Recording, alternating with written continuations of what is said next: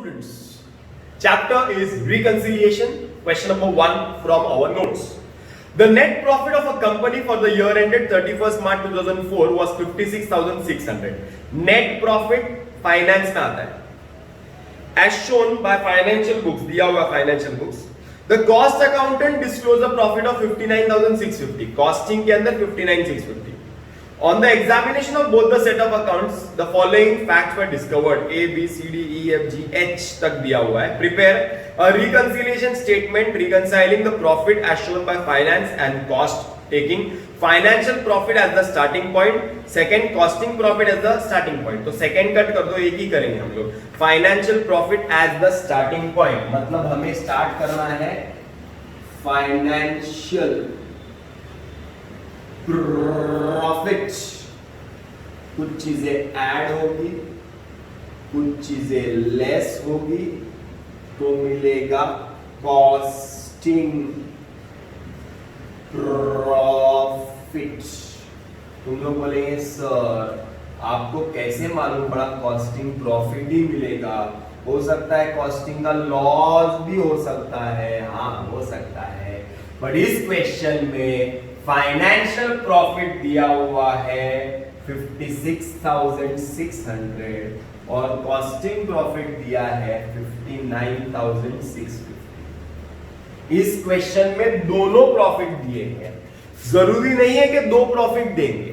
They can give you only one profit and they can tell you to find. They can ask you that find out costing profit or loss. तो ऊपर लिख दो finance, नीचे costing. ऊपर लिख दो finance, नीचे लिख दो कॉस्टिंग. कभी कभी उल्टा भी हो सकता है. कभी कभी कॉस्टिंग प्रॉफिट दिया रहेगा और फाइनेंस प्रॉफिट फाइंड करने बोला रहेगा. बराबर है ना? कुछ भी हो सकता है. चलो स्टार्ट करते हैं. सबसे पहला, because I am starting with finance and going to cost, तो सबसे पहला working notes financial profit,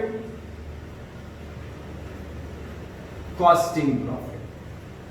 working note number 1. चलो एक एक करके वर्किंग खत्म करते हैं. सबसे पहला A point, goodwill written off in finance 1,500.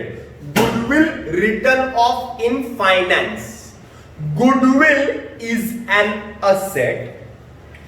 Asset written off. Asset written off मतलब asset का वैल्यू कम होगा. If the value of asset is falling, decreasing, that means it is a loss to the company. Asset written off is a loss. ये एक loss है. Loss होने से profit बढ़ेगा कि कम होगा? लॉस होने से प्रॉफिट कम होगा. लॉस होने से प्रॉफिट कम होगा. लॉस होने से प्रॉफिट कम होगा. दैट मीन्स एरो नीचू, एरो नीचू. तुम लोग बोलेंगे सर कौन सा एरो नीचू? फाइनेंस का एरो नीचू. कौन सा एरो नीचू? फाइनेंस का एरो नीचू. Because goodwill return of finance में ही होता है, कॉस्टिंग में तो आता नहीं है. तो फाइनेंस का प्रॉफिट कम होगा, कॉस्टिंग का प्रॉफिट कम नहीं होगा. क्लियर है? कहां से कहां जाना है? नीचू से ऊंचू जाना है. क्या करेंगे? ऐड करेंगे. क्या करेंगे? ऐड करेंगे. फर्स्ट पॉइंट, गुडविल, पूरा क्वेश्चन लिख देगा. Return of taken in finance only 1,500. Easy के हार्ड? इजी. आहिस्ता आहिस्ता समझो, कोई प्रॉब्लम नहीं. अपना ही घर है, अपना ही मोबाइल है, अपने ही सर है, अपना ही वीडियो है. मस्त पैकी आगू पूछू करके देखो. टेंशन लेने का नहीं. Adjustment number 2 is what? Is transfer fees received during the year 200. Transfer fees received during the year 200. Now what is transfer fees? पहले बेसिक क्लियर कर लेते हैं. क्या होता है मालूम है क्या? कंपनी में शेयर होल्डर्स के जो शेयर्स होते हैं ना, वो सपोज एक कंपनी में मेरे शेयर्स है और वो मेरे नाम पे है, शाहिद मेमन के नाम पे शेयर्स है. बट मुझे शाहिद मेमन से ट्रांसफर करने हैं एशली डिसूजा के नाम पे, तो मैंने एशली डिसूजा के नाम पे ट्रांसफर कर दिए. If I am transferring in some other person's name, then what happens? I have to pay to the company something called as a transfer fees. तो ट्रांसफर फीस कंपनी को मिलता है। तुम लोग एक ट्रांसफर करो शेयर, एक के नाम पे, दो के नाम पे, करते जाओ ट्रांसफर करते जाएंगे तो ऑटोमेटिकली कंपनी को क्या मिलेगा? फायदा मिलेगा, पैसा मिलते जाएगा, रिसीव फीस मिलते जाएगा। तो transfer fees received is an income. Transfer fees received is an income. Income से प्रॉफिट बढ़ेगा कि कम होगा? इनकम से प्रॉफिट बढ़ेगा कि कम होगा? इनकम से प्रॉफिट बढ़ेगा कि कम होगा? अरे बोल ना मोरेश, इनकम से प्रॉफिट बढ़ेगा, इनकम से प्रॉफिट बढ़ेगा। Working note number 2, finance profit, costing profit. Profit बढ़ेगा, कौन सा प्रॉफिट बढ़ेगा? फाइनेंस का। अब तुम लोग बोलेंगे sir why always you are increasing finance and decreasing finance? अरे क्योंकि ट्रांसफर फीस रिसीव्ड यानी income is not taken in cost sheet. Cost sheet में आता है क्या? Transfer fees received, discount received, commission received, interest received, ये सब cost sheet में तो आता ही नहीं है। चौकड़ी मारते हैं हम लोग, तो सिर्फ फाइनेंस में आता है। तो यहाँ पे ऊपर जाएगा। कहां से कहां जाना है? ऊपर से नीचे आना है। क्या करेंगे? लेस करेंगे। क्या करेंगे? लेस करेंगे, लेस करेंगे, लेस करेंगे। क्या लिखेंगे?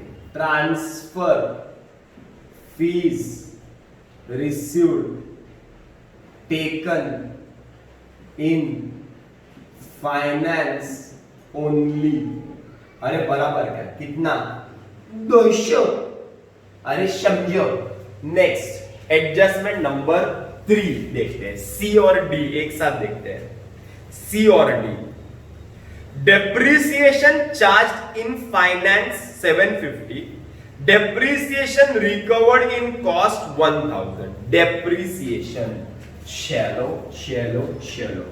Number 3 financial profit, costing profit. Okay, depreciation is an expense.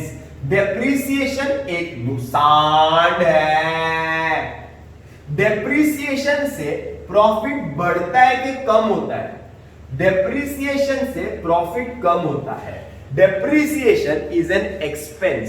That is why because of depreciation the profit goes down. So finance में डेप्रिसिएशन 750 है। 750 कम होता है। बट कॉस्ट में डेप्रिसिएशन 1000 कम होता है, ज्यादा कम होता है। देखो ना, लिखा इंग्लिश में लिखा है यार, इसमें कुछ नहीं है। रीडिंग करना है और सम सॉल्व करना है।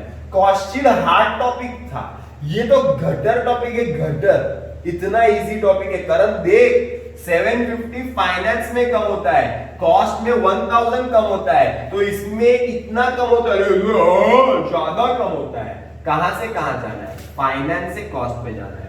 तो यहां से यहां जाना है। क्या करेंगे? नीचे जाना है, लेस करेंगे। नीचे जाना है, लेस करेंगे।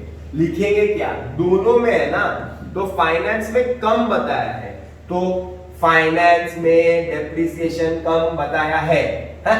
उसको इंग्लिश में लिखेंगे, depreciation is under charged in finance. कैट लो 250। डिफरेंस देखो ना कितना है, 750 और 1000 है ना, तो difference is 250। Difference is 250।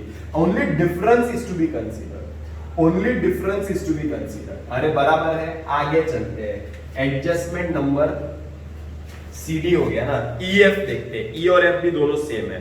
Opening stock in finance 13000, opening stock in cost 12000। Opening stock, अभी डेप्रिसिएशन खर्चा है, समझ में आया। गुडविल रिटर्न ऑफ ये भी खर्चा है, नुकसान ये भी समझ में आया। ट्रांसफर रिसीव्ड इनकम है, तो समझ में आ गया। अभी बहुत सारे लोग ये सोचेंगे, जेठवा भाई बोलेंगे कि सर ओपनिंग स्टॉक क्या है? ओपनिंग स्टॉक से प्रॉफिट बढ़ेगा कि कम होगा? ओपनिंग स्टॉक से एरो ऊंचू लू के नीचे लू, वो तू पूछेगा ना। तो मैं क्या बोलता हूं मालूम है क्या? पहले सोच ले कि ओपनिंग स्टॉक डेबिट में आता है कि क्रेडिट में आता है, तो लॉजिक ही क्लियर हो जाएगा। ओपनिंग स्टॉक नहीं, क्या अपन ट्रेडिंग अकाउंट बनाते हैं तो ओपनिंग स्टॉक कहां पे लिखते हैं हम लोग? डेबिट में ना। To opening stock, to purchase, to wages, to नहीं क्या, टू बाय क्लोजिंग स्टॉक लिखते हैं। तो ओपनिंग स्टॉक के वजह से, डेबिट आइटम के वजह से प्रॉफिट कम होता है, क्योंकि डेबिट में लॉस होते हैं, एक्सपेंसेस होते हैं। सो डेबिट आइटम के वजह से प्रॉफिट कम होता है, क्रेडिट आइटम के वजह से प्रॉफिट बढ़ता है। तो लिख लो ना, लिखो लिखो, opening stock is a debit item therefore profit will fall and closing stock is a credit item therefore profit will increase. लिखो ना, तो ओपनिंग स्टॉक डेबिट आइटम है तो प्रॉफिट कम होगा। फाइनेंस कॉस्ट, चलो चलो चलो, ओपनिंग स्टॉक फाइनेंस में 13,000 है, कितना है 13,000, 13,000, और कॉस्ट में कितना है 12,000, कॉस्ट में कितना है 12,000, 12,000 बराबर है ना। ये ज्यादा कम हुआ, ये कम हुआ, अरे बराबर। आगे चलते हैं, यहां से यहां जाना है, पूछो क्या करेंगे, ऐड, क्या करेंगे ऐड, क्या लिखेंगे, स्टॉक चार्ज नहीं होता, ये खर्चा चार्ज होता है, स्टॉक वैल्यूड होता है, तो फाइनेंस में ज्यादा वैल्यूड है ना, तो opening stock is over valued in finance. कैट लो, डिफरेंस कितना है भजिए, डिफरेंस कितना है भजिए। नेक्स्ट पांचवा, finance profit, costing profit, last working note. Closing stock cost, sorry finance 14,000, cost 15,000। Closing stock से प्रॉफिट बढ़ेगा, क्रेडिट आइटम है, प्रॉफिट बढ़ेगा, क्रेडिट आइटम है, प्रॉफिट बढ़ेगा, क्रेडिट आइटम है, प्रॉफिट बढ़ेगा। तो फाइनेंस का कितना बढ़ेगा 14,000, फाइनेंस का 14,000, कॉस्ट का कितना बढ़ेगा 15,000, कॉस्ट का कितना बढ़ेगा 15,000। कहां से कहां जाता है ऐड, कहां से कहां जाता है, तो ऐड करेंगे, add. Closing stock is under valued in finance, कितना डिफरेंस है 1,000। ओके, बस हो गया, सब इतना ही था। 1 + 1 + 2 3,500, 450, check check check, 56 + 3 59, 59 + 60,100 -4 मतलब 57, 60,100, 57, ये ऐड करना है ना, 59 60,100 बराबर ना, -450, 59 650, करेक्ट है ना, चेक कर लो कैलकुलेटर पे, करेक्ट आएगा।